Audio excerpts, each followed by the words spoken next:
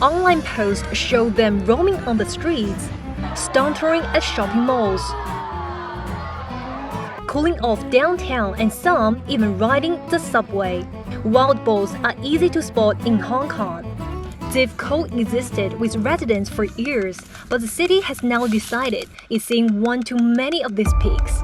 漁農自然護理署咧，亦都係決定而家佢哋呢個策略就喺市區裏邊咧，佢係要用翻以前都曾經係執行過嘅，就係如果有呢啲野豬橫行咧，就要將佢即係毀滅啦嚇。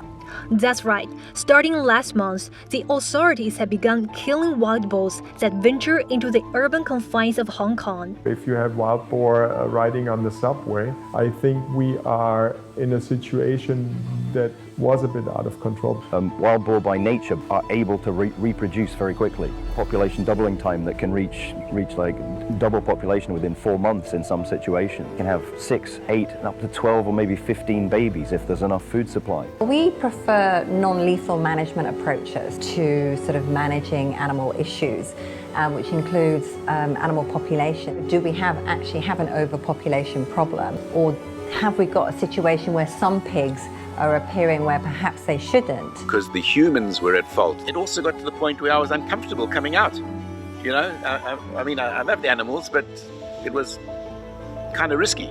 I believe the authorities had no choice. In this episode of Hong Kong Inquirer, we take a look at Hong Kong's battle against the wild boars.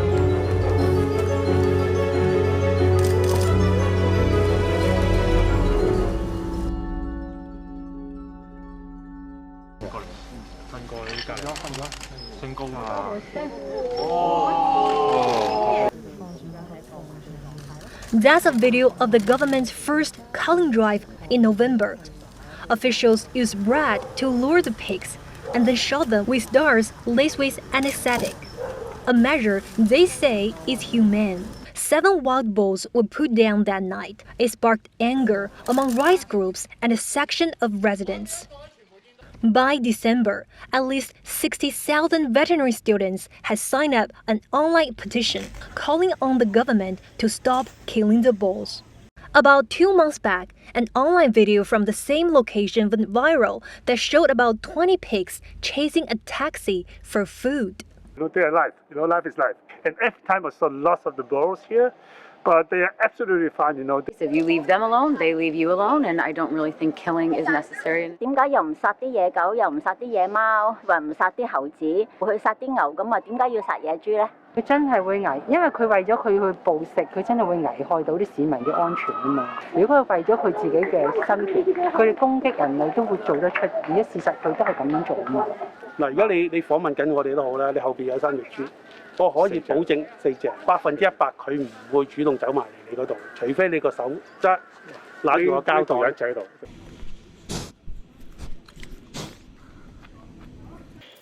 To find out how we reached the tipping point in this human and animal conflict, I decided to meet Paul Crow. He's a senior conservation officer at Kadori Farm and Botanic Garden, an organization dealing with ecological sustainability and species conservation, among other things. Wild boar by nature, by their biology, are able to reproduce very quickly. So when a population is very small, which it was in the past in Hong Kong, you don't notice the boar, but then you get an exponential growth curve. And that's what we're encountering here in Hong Kong.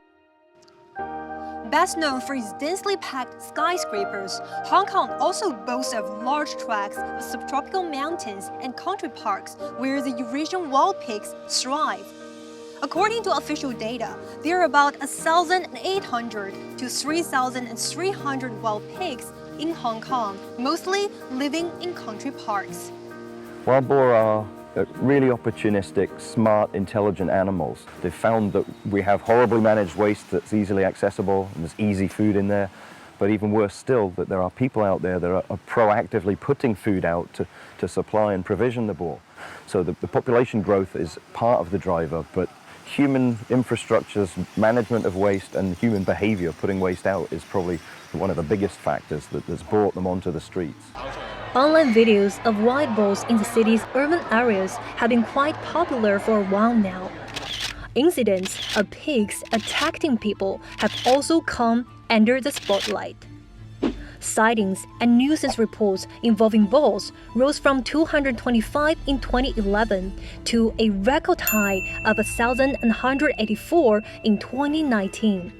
Just in the first half this year, there were 562 boar sightings and nuisance reports, up from 401 in the same period last year. Wildlife authorities captured 286 boars last year compared to 197 in 2018. In September, an 83-year-old woman had her elbow shattered and hip fractured after a bull attacked her. In November, a police officer was bitten in the leg by a bull. 2 days later, the government announced it will start culling wild boars to reduce the nuisance. Unlike its long-standing milder policy of trapping, neutering, and releasing wild boars, which was introduced in late 2017. By December last year, it's reported that a total of 688 wild boars were caught, among which 297 were administered contraception or sterilization, and 518 have been relocated to countryside. We're very disappointed that the government has decided to have this complete change in policy. That's Dr. Fiona Woodhouse, Deputy Director of Welfare at the Society for the Prevention of Cruelty to Animals in Hong Kong, that advocates sustainable and harmonious coexistence between humans and wildlife. If you, for instance, remove a pig and there is a trigger for the pig behaving in a certain way, then that pig will just be replaced by another pig that equally behaves in that way. But we do recognise in some instances where there is a severe risk to public health and the welfare of the boars, there may need to be another intervention. But we would prefer that the general methodology is a non-lethal methodology. So that means that maybe you can intervene with removing triggers like food sources. Also, whilst we've had some population estimates carried out by AFCD, we haven't actually had a scientific estimate of the carrying capacity in Hong Kong in terms of population control. So what we might have to do is intervene at some level to sort of try to reduce the reproduction rate to keep the population stable. Feeding is currently banned only in certain areas in Hong Kong, such as Lime Rock and Shuen Mun country parks, but not on Hong Kong Island, where also wild boars are often spotted.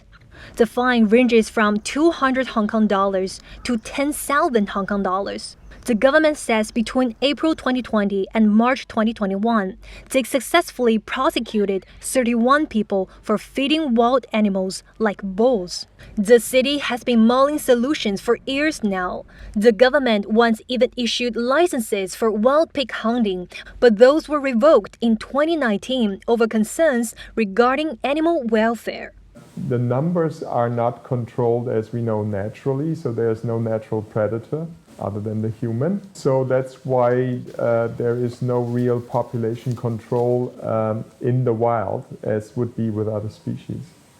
That's Nikolaus Osterreiter, Dean of the Jockey Club College of Veterinary Medicine and Life Sciences at the City University of Hong Kong. Killing is inhumane, but humans kill animals on a very regular basis, especially the ones that are not vegetarian or vegan. We need to put this in perspective. Yes, it is in a way inhumane, but again, you have to weigh two very important issues. One is human health and human life versus animal well-being and life. There isn't any easy answer. In fact, going by what experts say, there may not be just one single solution. The major issues that need to be tackled are poor waste management. That has to be tidied up. The waste has to be inaccessible to the boar and other animals in Hong Kong. One is to make the trash bins really wild boar safe. That means they cannot just go there and tip them over and get to the food that they find in the trash bins. Then the pigs come less frequently. They still may come occasionally because they want to see if there's some free food there, but they don't come every day because they know they can't get in. The second is we absolutely have to watch and also sort of enforce that there's no feeding of these animals by people. I think this is a main issue because they follow the feed primarily. Really to look at extending that feeding ban and also look at increasing penalties as well to help with enforcement, because unless you have that legislation there and then you can enforce it, then you'll have an issue.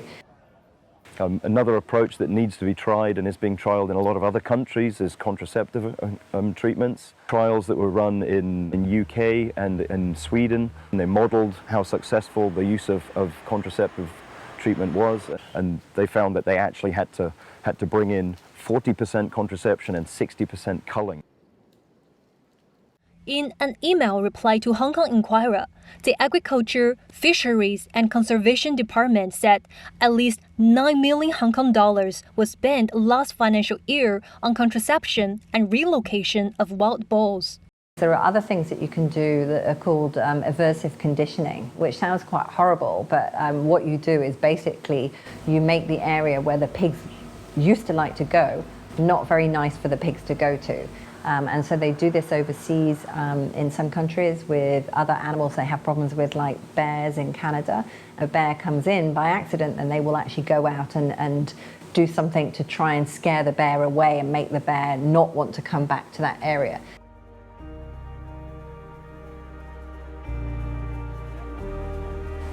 Hong Kong is a real sort of enigma, because we are so urbanized and built up on one hand, and yet 2 or 3 steps away you can be into a beautiful green lung, green gems of forests, and they are very rich with biodiversity.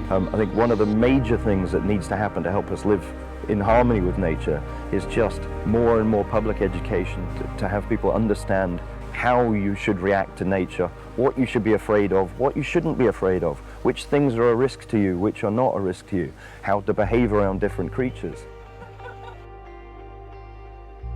Another one of the aspects that Hong Kong needs to look at in the long term as well is addressing how we build our infrastructure around that nature-urban interface, where we have the two things coming together.